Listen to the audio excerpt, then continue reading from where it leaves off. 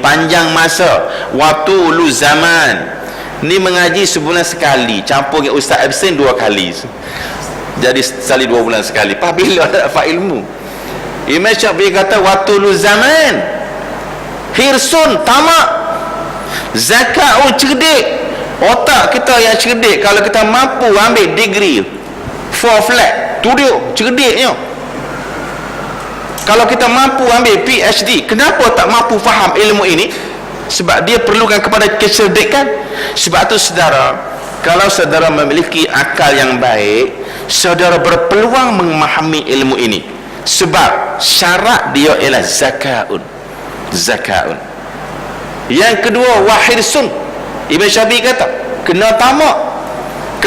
Oh malam ni belajar tu dia, balik kerja tu mandi pakai sabun cak kambing tu, malu sekebang. Nak ke mana bang? Mengaji tasawuf. Ni dak malah tasawuf sudau ajaran sesat tu dia. Mengaji tasawuf ajaran sesat. Tengok bola Spanyol lawan Itali pula ajaran sunat. Inilah dia akhir zaman. Terbalik, yang benda baik dianggap sebagai jahat, benda jahat dianggap sebagai baik. Saudara, ilmu ni luar biasa. Sebab tu saya suka tanya, ada masalah ke? Kalau tak ada masalah, kita sambung macam tu. Sebab nak dapatnya bukan senang, saudara. Masuk saja nak mengaji awak, ya okey, pakcik budak ini nama apa? Nama sekian-sekian. Berapa umurmu? 7 tahun. Minat ke belajar? Ya okey. Munapok tu pondokmu. Yang pertama, botakkan kepala dengan pisau. Yang kedua, jubah putih, serban putih. Yang ketiga, diharamkan isap rokok sekali-kali walaupun sekali sedut. Yang keempat, tidak dibenar tidur di pondok orang lain sekali-kali, compulsory. Baik hook, baik crook pun kena tidur pondok sendiri. Nombor 5, tidak dibenarkan melihat wayang gambar sekali-kali, termasuk TV. Saudara sekalian, yang kelima, yang keenam saya pun tak ingat. Di antaranya tidak dibenar mendengar radio sekali-kali. Jangankan TV, kaset, saudara, radio pun tak boleh dengar. Saudara, setuju. Okey pakcik, ni anak pakcik ya. Salah, mu nampak nu pondokmu? Masuk, saudara. Pukul 3.45 pagi compulsory bangun. Siapa yang tidak bangun pukul 4.45 pagi 2 kali berturut-turut, pusing padang sambil istighfar. Itu bukan tak semayang, tak bangun malam. Lepas tu masuk kali yang ketiga, okey, kalau tidak bangun juga 3 kali berturut-turut, diminta keluar cari pintu balik. Saudara sekalian, dan dia dapat tangkap tengok wayang gambar cerita sanggam. Saudara, mula-mula kena belasah dengan tongkat dibuat daripada rotan oleh Tok Guru saya, anak adik dia bernama Pak Sueng. Tu dia tukar katok. Nak esok nak tengok lagi tak? Tanda. Okey, masuk mengaji semula. Agak-agak senang ke? Zaman sekarang nak belajar, ni anak siapa? Anak pakcik. Ada pendahuluan pakcik? Pendahuluan berapa ustaz? 400 pakcik. Tilam ada pakcik? Tak ada. 150 pakcik tilam. Bantah ada pakcik? Tak ada. Kalau beli sendiri belah sana RM20. Beli dengan sekolah 18. Ada pakcik? Ada. Toto 1000 lebih. 1000 lebih. Nak dapat ilmu apa tak gagak? Ilmu Papa Kedana nama dia. Jadi saudara, cuba bayang, different nak mengambil ilmu ini. Tiba-tiba kita take easy, nak mengenal ngajar tasawuf. Sampai bila kita tak dapat? Sebab dia payah. Bukan mengajar macam kat Universiti Melaya, saudara. Bukan macam belajar kat University of Los Angeles. Boleh faham tak kat tu? Tak faham? Kalau faham, kita nak sambung. Sebab tu saya kata, yang pertama angkat tangan. Tak faham lagi, angkat tangan. Tak faham lagi, angkat kaki. Sebab saya perlahan-perlahan payah. Saya akui memang payah. Okey, saya bagi lagi sikit. Saya pergi lagi sikit, nanti saya tulis. Kaifa yatasawwaru. an yahjubahu syai'un wa huwa azharu min kulli syai'in.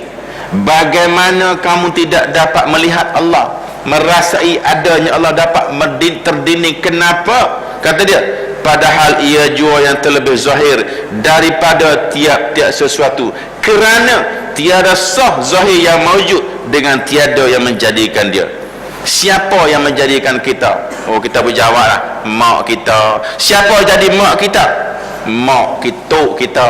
Siapa jadi tok kita? Nenek kita. Siapa jadi nenek kita? Monyang kita. Akhir sekali sampai kepada Adam alaihi salam. Siapa jadi Adam? Siapa jadi Adam? Allah subhanahu wa ta'ala. Kenapa kita tak rasa Allah tu ada? Kenapa nak cari dalil setengah mati? Tak perasan Allah tu ada. Macam kita, ya, kuat pun kita, pandai pun kita, gagah pun kita. Kenapa? Sedangkan semuanya adalah pemberian daripada Allah subhanahu wa ta'ala. Sebab ilmu baik ataupun jahat, semuanya daripada Allah subhanahu wa ta'ala yang memasangkan benda tu kepada kita, yang berikan kepada kita. Dia kata dia zahir, dia mewujud dengan yang tiada yang menjadikan dia, kerana bahasa Allah Ta'ala juga yang wajibal wujud, dan barang yang lain daripadanya itu mungkinul wujud. Mungkinul wujud, barang yang boleh jadi ada dan boleh jadi tidak, dan boleh jadi akan tak ada untuk selama-lama. Itu dia, dan boleh jadi ada untuk selama-lama, sebab dia di bawah kekuasaan Allah. Mungkinul wujud, mungkin ada, bermakna boleh jadi ada dan boleh jadi tidak ada, boleh berlaku sebab dia mungkin. Mungkinat, barang yang dijadikan. Orang mereka kata mungkin, kalau Hindustan dia panggil yungkin. Maka tidaklah berhimpun antara mungkin dan wajib. Tidak mungkin bertemu antara penjadi dengan yang kena jadi. Maka sebab itu kita dipanggil makhluk, Allah dipanggil khalik. Oleh sebab itu, semua yang ada dalam diri kita, sama ada kehendak kita, sama ada kuasa kita, sama ada kegemaran kita, sama ada kepandaian kita, semua sudah bertukar menjadi makhluk. Tidak kena mengena lagi dengan sifat Allah, sebab Allah menjadikan kita dengan sifatnya, dan bila dia jadi sudah bertukar menjadi mungkinat. Jangan lagi ada di kalangan kita sifat Allah ada dalam diri. Murtad, termasuk ESQ. Ada sebab belah pergi ESQ ni, tolong bertaubat. Tidak ada istilah sifat Allah dalam diri. Sebab apa? Sebab sifat Allah wajib, dia wajibal wujud. Sifat kita mungkinat. Ataupun dengan bahasa lain, sifat yang ada pada kita sifat makhluk, sifat ada pada Allah khalik. Macam mana boleh bertemu penjadi dengan yang kena jadi? Katakan saudara buat kursi, saudara buat kursi, siap buat kursi semua, alhamdulillah siap kursi. Sedikit daripada kepala saya buka kepala kursi, dan separuh daripada mata saya buka mata kursi. Jadi dalam mata saya, kursi itu ada mata saya. Sejak bila tukang kursi ni gila kata? Sebab apa? Kursi lah, tidak kena mena lagi dengan tuanku kursi. Sebab kursi itu dibuat oleh awak. Macam mana boleh mata awak duduk dalam mata kursi, ataupun otak awak? Tidak kena mengena dah. Sebab kursi sudah jadi barang yang manufacturers, yang membuatnya awak. Tak kena mengena sudah. Macam Allah dengan makhluk, dia jadikan kita. Kenapa pula dia nak masuk dalam kita pula? Ni dah tuan-tuan dan puan-puan, dalam diri kita ada sifat kasih, bermakna sifat Allah ada dalam diri kita. Sejak bila sifat Allah tumpah sekaki duduk dalam diri kita? Kalau sifat Allah dan sifat kita duduk sekali, sudah berlaku syirik. Dua sifat, sifat Allah pun ada, sifat kita pun ada, jadi syarikat kerjasama. Nampak tak? Kenapa jadi begitu? Sebab tidak berminat mempelajari ilmu tauhid, sampai mengandaikan adanya Allah itu duduk dalam diri kita. Lepas tu pergi ke pula zero mind process. Untuk mendapat makjizat boleh dengan zero mind process. Makjizat boleh diusaha, lagi murtad saudara. Sebab makjizat hanya diberi kepada Nabi Muhammad sallallahu alaihi wasallam, tidak diberi oleh kepada orang lain, termasuk para sahabat. Ini boleh usaha makjizat dengan menggunakan zero mind process. Sebab tu saudara mufti wilayah mensyirikkan ajaran ESQ. Pasal itulah. Tapi kalau ada seni peminat-peminat dia, tu cikgu dia, bukan cikgu kita. Itu anak murid dia. anak murid kita belajar dengan tok guru ni, tidak boleh ada kuasa lain untuk duduk dalam kuasa kita, tak boleh. Kuasa Allah tak boleh. Dan tidak boleh direka cipta untuk mendapat mukjizat, tak boleh. Sebab mukjizat pemberian daripada Allah Subhanahu wa taala, bukan dengan usaha. Dia beri bukan dengan usaha. Kalau usaha saudara, semua orang dapat mukjizat, tapi tak boleh. Allah tidak benarkan. Macam Nabi juga, Nabi dan Rasul satu saja, tidak boleh berusaha menjadi Nabi, tak boleh. Bagaimana tak boleh berusaha menjadi Nabi, bagaimana tak boleh usaha menjadi Rasul, begitulah tak boleh berusaha mendapat mukjizat. Saya sekalian, Nabi Allah Musa AS, ketika mana dia diserang, dia dikejar oleh Firaun kerana menumbuk seorang Kibti. Dia ni, Nabi Musa ni, dia keturunan Bani Israel. Jadi dia pergi ke satu kampung, satu bandar, sedang berlaku pergaduhan antara orang Bani Israel dengan orang Kibti. Jadi Nabi Musa ni, dia saudara, dia gagah perkasa. Dia punya bentuk tubuh dia gagah perkasa. Dia tumbuk orang Kibti ni, jatuh gelepar-gelepar mati. Maka pegawai-pegawai kerajaan menasihatkan Nabi Allah Musa lari, sebab takut nanti dikejar oleh pegawai-pegawai Firaun dan dijatuhkan hukuman bunuh. Nabi Musa pun lari keluarlah daripada tempat tumpah darahnya, negerinya sendiri, Mesir itu tadi, keluar. Larilah dia kepada luar negara. Lari ke satu kampung, satu kampung lari, sampailah ke satu pendalaman jauh sana, bertemu dengan satu perkampungan orang-orang desa. Dan ketika itu Nabi Musa sedih, duduk ke satu pokok menyandar. Bila menyandar di satu pokok, saudara sekalian, maka datanglah dua orang anak dara. Pusing. Dia pun tercelik mata. Saudari, nak ke mana? Dia kata, saya sedang menunggu orang-orang kampung datang. Kenapa? Sebab nak buka tutup pintu perigi untuk beri makan kambing saya. Saya mereka kambing bapak saya. Oh begitu. Boleh saya tolong buka? Boleh, kata dia. Saudari duduk jauh sikit, biar saya buka.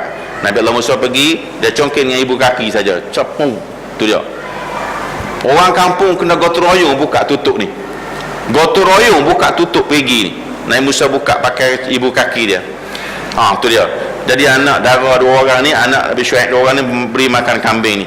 Dah kenyang semua, balik. Sampai kat rumah bapak dia tanya, awal balik hari ni? Ya pak, dah kenyang kambing, saya balik awal. Siapa buka? Pergi. Pak, di sana ada seorang lelaki handsome pak.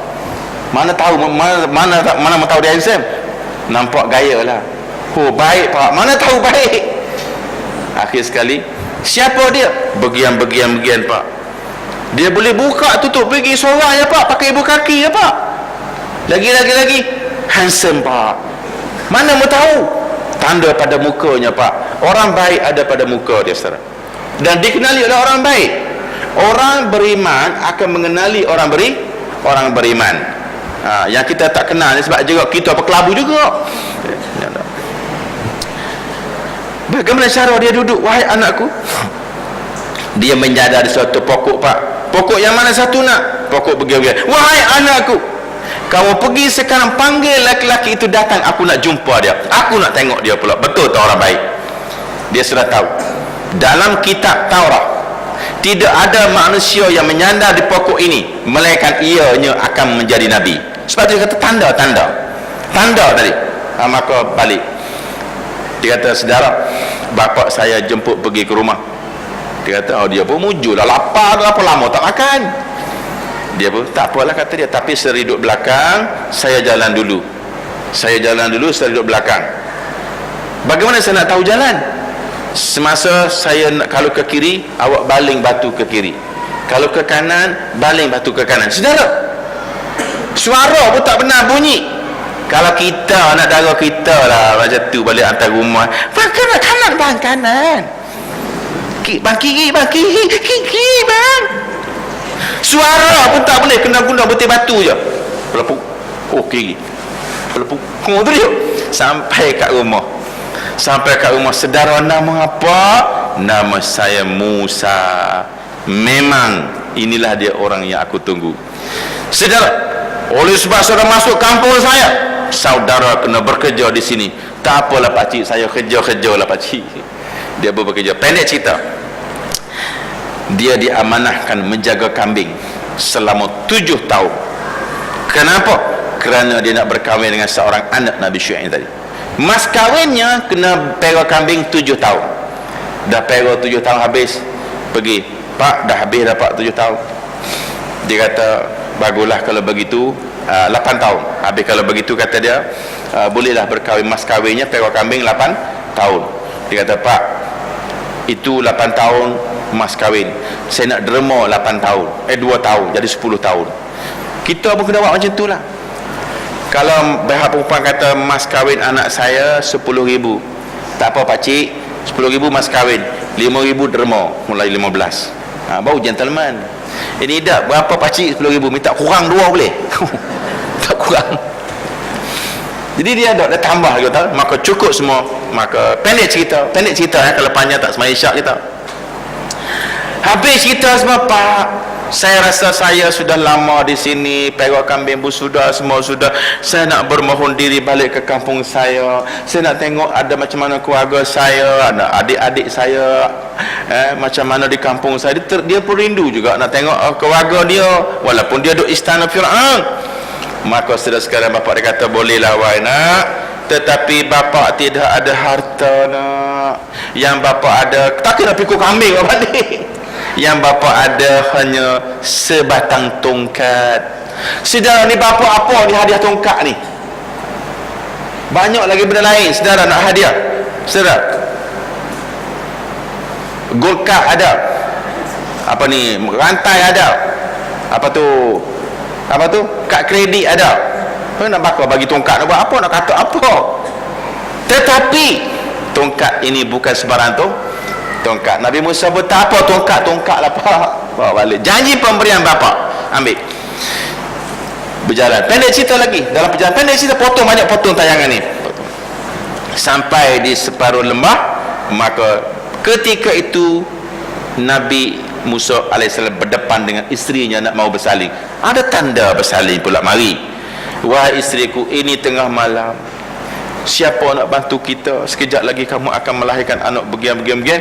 Duduklah di sini sekejap. Aku nampak di bukit sana ada cahaya. Boleh jadi ada orang sedang memingat api, ataupun boleh jadi aku nak pinjam lampu dengan dia. Boleh kita duduk sini makan dan sebagainya. Kamu tunggu di sini ya. Dan Musa naik bukit sana. Sampai di sana sekalian. Hal ataka hadisu Musa iznadahu rabbuhu bil wadil muqaddas tuwa izhab ila fir'auna innahu tagha. Rupanya Tuhan menunggu di sana. Di mana? Di lembah Tua.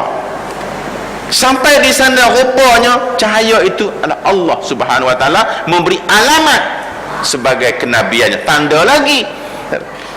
Turun balik. Apa perintah pertama? Teruskan. Izhab ila fir'auna innahu tagha.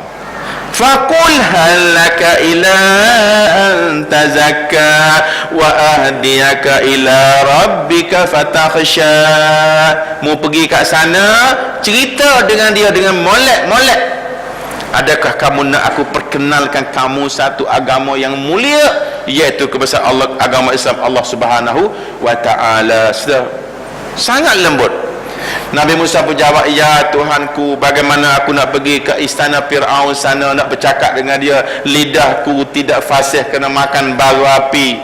Habis itu apa nak, ya Musa, boleh tak aku nak minta pembantu yang lidahnya mahir bercakap? Ya, carilah Musa. Siapa? Maka Allah lantik, carilah adik Musa bernama Harun. Maka Nabi Musa pergi. Sebab tu saudara, kita pun sama. Dalam nak membangunkan Islam, kena cari pembantu.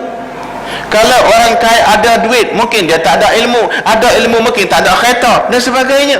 Jadi kena combine. Di dalam mazhab Nabi Isa, Nabi Isa dipanggil Hawariyin. Di dalam mazhab Nabi Muhammad dipanggil sahabat. Di dalam menegakkan agama tak boleh buat seorang. Nabi Musa panggil Harun. Pergi ke rumah Harun. Assalamualaikum ya Harun. Oh, siapa pula mari ni, kata mak dia apa kerja kat istana Firaun juga saudara. Naik. Saya bernama Musa sekian. Abang kepada Harun lah, takkan tak ingat dulu peranyuk kat sungai lu saya lah. Hai, ni kakang ni berlakon kot. Ni kakang orang mari nak kianak kot. Bincang anak beranak. Kalau dia benar Musa, dia suka makan benda ni, dia suka minum benda ni, dia suka benda ni, dia tak suka benda ni, maka mak dia, keluarga dia hidang makanan yang di zaman kecilnya Nabi Musa suka. Kemudian bila Nabi Musa makan, memang benar Musa. Kemudian dia panggil adik dia Harun, mau pergilah ikut Allah abang Musa ni untuk berdakwah kepada Firaun di sana sekalian. Kemudian Nabi Musa alaihissalam, ni cerita mukjizat tadi, sampai kepada istana Firaun, bertukar ayat, izhaba ila fir'auna innahu tagha faqula lahu qawlan layyina faqula lahu. Mu kata kedua-duanya kepada dia Firaun qawlan layyina. Saudara, kemudian pendek cerita lagi,